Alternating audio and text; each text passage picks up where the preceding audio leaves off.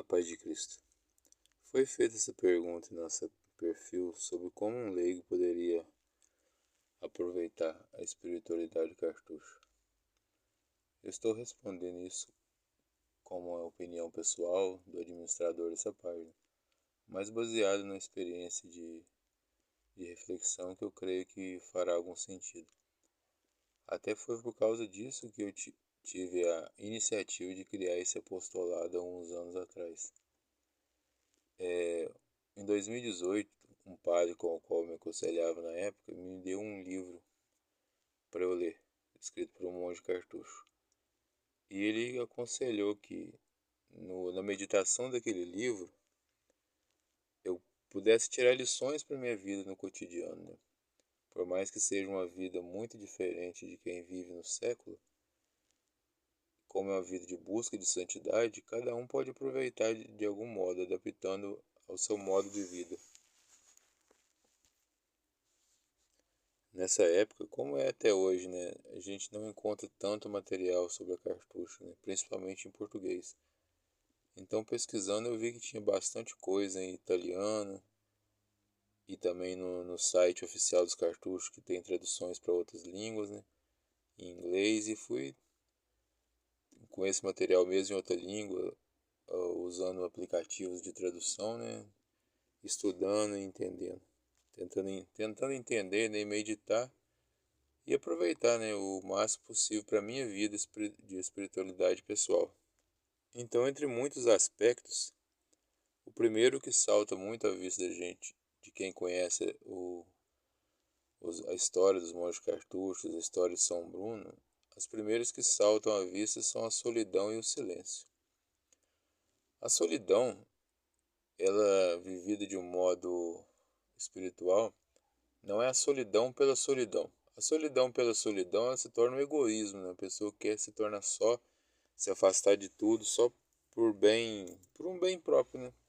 Não faz sentido, é uma espécie de egoísmo. A solidão bem vivida é a solidão de estar a sós com Deus, né? Estar afastado do burburinho do mundo, do convívio, né? Em algumas vocações é o convívio geral, mas para outras vocações pode ser a solidão momentânea. Mas de toda forma tem esse sentido, né? Nosso Senhor já dizia, né, que quem quer orar, fecha a porta do seu quarto. É nesse sentido de estar estar a sós com Deus, né? Estar a sós com o amado.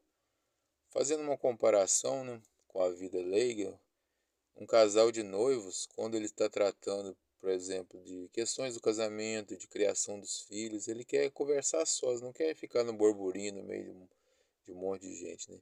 A intimidade requer solidão. Então a solidão do monge, principalmente, é aquela solidão de estar a sós com Deus. A gente pode aplicar isso no modo muito concreto na nossa vida de quem vive leigo ou mesmo sacerdotal, mas que precisa também dos seus momentos de oração própria. É ter os seus momentos durante o dia, né, de meditação, criar um ambiente de silêncio, né, para rezar, né? Nem sempre, por causa de várias circunstâncias, a gente consegue, né, mas pelo menos fazer o esforço máximo possível para ter esses momentos de solidão. Vários santos, padres, bons padres recomendam que esse momento seja pela manhã, principalmente antes de começar as tarefas do dia, né? Porque sua mente está descansada da noite, então se torna mais fácil, né? E o silêncio se liga a isso, né? Ter esse momento de silêncio próprio, mas também o silêncio dos barulhos do mundo. Sendo morando em cidade grande ou pequena, os ambientes são muito barulhentos. Mas também o barulho, hoje em dia, eu creio que até pior é o barulho interno, que a gente não consegue parar para fazer silêncio. Está sempre conectado na TV, no rádio, na internet, principalmente. Acho que é até pior hoje em dia. A gente não consegue parar para limpar a mente, né? Ter um silêncio, né? E até por isso a gente não consegue rezar, porque a gente está com a cabeça tão cheia de coisa, cheia de preocupações excessivas, de excesso de meios de comunicação, que a mente fica dispersa, né? Fica um turbilhão. Então, quando a gente tenta parar para rezar, todos aqueles pensamentos venham à tona, né? Então, é silenciar, né? Silenciar a mente para poder rezar. Também é muito aspecto nos cartoons a questão da conversão dos costumes, né? O que a gente pode fazer isso é a nossa busca diária pela conversão, né? Na vida espiritual não há uma parada, vamos dizer. Quem não progride acaba regredindo, né? Você não pode progredir um tanto e falar que ali já está bom, que vai parar naquele nível. Se a gente parar de buscar a conversão diária, a gente vai regredir, né? É como subir uma montanha, né? A força da montanha empurra a gente para baixo. Então, se a gente parar no meio, vai desanimar e voltar. Então, é sempre a busca do mais alto, né? Buscar sempre a maior santidade. Também a vivência dos conselhos evangélicos, né? Que para quem é monge, freira, normalmente se vive isso como um voto, né? O leigo ou até o padre não vai viver como voto, mas é um conselho evangélico, mas sendo um conselho que todos nós devemos buscar, né? A questão da castidade, quem vive no mundo e vai se casar não vai ver o celibato, mas tem a castidade própria do seu estado, principalmente cumprindo os deveres que se promete a Deus no casamento, né, de ter os filhos que Deus enviar, e demais questões que são próprias do casamento que podem ser direcionadas melhor com um bom padre, um bom diretor espiritual. E para quem é celibatário, seja freira, o padre, ou até o leigo celibatário, é também a mesma questão, viver o celibato de acordo com a sua vocação. A pobreza, né, que para um monge é uma coisa muito mais estrita, que ele não tem bens nenhum, mas quem vive no mundo tem que lidar com bens, né, materiais para o seu sustento. É lidar com o desapego, né, não deixar que os bens materiais passem acima de Deus. Certa vez eu vi um padre falando uma questão muito séria. Ele falou assim: o demônio tenta as pessoas de duas formas. Para aqueles que já estão no mundão, ele vai jogar nele mais coisas do mundão, mais atrativos carnais, né? Já para aqueles que se esforçam para sair do mundo e viver para Deus, o demônio não fica jogando coisas do mundo, mas ele tenta perverter que as coisas boas materiais tomem o lugar de Deus. Um exemplo muito clássico: o pai ou a mãe tem que sustentar a família e para isso trabalhar. Mas ele trabalha tanto que põe o trabalho no lugar de Deus. A pessoa trabalha e não tem tempo de rezar, não tem tempo de ir à igreja. O divertimento também, o entretenimento sadio é necessário para o desenvolvimento da pessoa, mas a pessoa se diverte tanto, tem tempo para todos os divertimentos, mas não tem tempo para Deus. Então, essa questão do desapego das coisas materiais é que você pode pegar o aspecto da pobreza. E por último, a obediência, né? Que não é um voto de obediência, mas é uma virtude muito séria que nós temos que ter, buscar, né? A virtude da obediência primeiro aos mandamentos da lei de Deus, aos mandamentos da igreja, que são desdobramentos do mandamento da lei de Deus.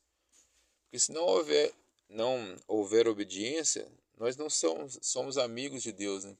O primeiro passo para se estar em estado de graça, que é estar em amizade com Deus, é ser obediente aos mandamentos.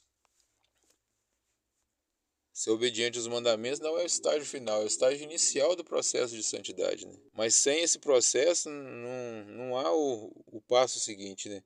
Sem a obediência, principalmente aos mandamentos. E essa obediência vai desdobrando em outras coisas da vida, em outras situações da vida, né? Principalmente ser obediente a Deus, que é acima de tudo, né? Nós rezamos no Pai Nosso, né? Seja feita a vossa vontade. Fazer a vontade de Deus é ser obediente a Ele. É uma frase simples, mas a frase mais complicada de viver, né? Que seja feita a vontade de Deus. Mas é a única frase que nos fará feliz nessa vida e, consequentemente, no futuro. Sem fazer a vontade de Deus, essa vida vai ser frustração pura e pior, com a chance grandíssima de perdermos a nossa salvação eterna. E por fim, uma coisa assim que é uma meditação pessoal minha, né? Não tem a ver muito com os votos ou próprios dos cartuchos, mas é que eu admiro muito a resiliência cartucha, né? É uma vida muito austera, é a única, creio que é a única, pelo menos que eu conheço, ordem da igreja que nunca foi restaurada de tão firme que eles são na sua resiliência. na vida austera, né? Eu costumo brincar comigo mesmo que a vocação cartucho é para cabra macho, né? E para mulheres fortes, que não é qualquer um que aguenta a rotina cartucho, de austeridade, de pobreza, de horários de oração, né? Que é uma coisa muito impressionante, que eles fazem uma vigília de madrugada e todas essas coisas, né? Às vezes a gente reclama muito do nosso dia a dia, dos nossos deveres, a gente chora muito para tirar um tempo de oração a mais. Às vezes está um calor, um frio, a gente reclama. Eu fico impressionado mesmo vendo as fotos da Grande Cartucho, né? Aquela neve toda, aquele frio que eles devem passar. E outros cartuchos, que todas elas são em lugares desérticos, né? Então, eles vivem bem essa resiliência porque eles vivem por amor a Deus. Eu creio que esse seja um caminho para a gente vencer as nossas dificuldades, que não tem outra forma, né? As dificuldades vão vir de qualquer forma, né? Mas se a gente enfrenta elas por amor a Deus, elas têm um sentido. Esse é o problema geral da vida. É o problema que eu acho que tem tanta gente frustrada e triste hoje em dia, porque não tem um sentido. Na verdade, o único sentido de tudo é Deus. E é fazer as coisas para Deus, para agradá-lo, para servi-lo. E um dia, com a graça dele, servindo e com a graça dele, a gente possa ir para o céu, né? Passar a vida eterna com ele, no amor dele. Se a gente não tivesse o olhar de esperança, né, para o alto, às vezes a gente olha a esperança como um olhar para o futuro, mas não é para o futuro, é para a eternidade, é para o alto, né? Não no futuro aqui da Terra, mas no futuro do alto. É uma forma de a gente ter resiliência, aguentar as coisas dessa vida e ser feliz aqui e no céu. Então é isso, é uma contribuição que eu gostaria de comentar. São todas opiniões pessoais minhas, mas creio que elas façam um sentido para quem ouvir. A paz de Cristo, São Bruno, rogai por nós.